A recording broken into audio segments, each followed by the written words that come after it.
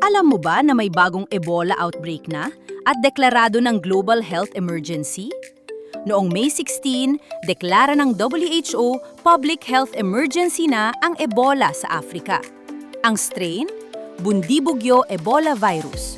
Unang natuklasan sa Uganda noong 2007. Sa Ituri Province ng Congo, 8 confirmed cases, 246 suspected at 80 patay.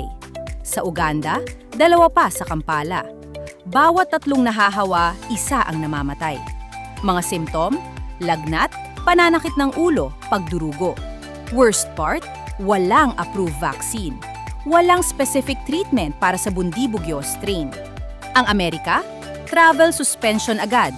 30 days walang papasok galing DRC, Uganda at South Sudan.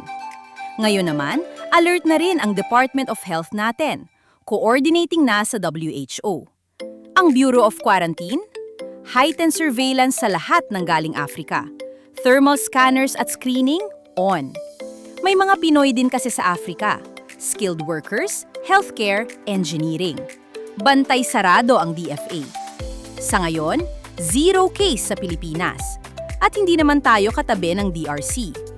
Pero ulitin, emergency ito, hindi pandemic.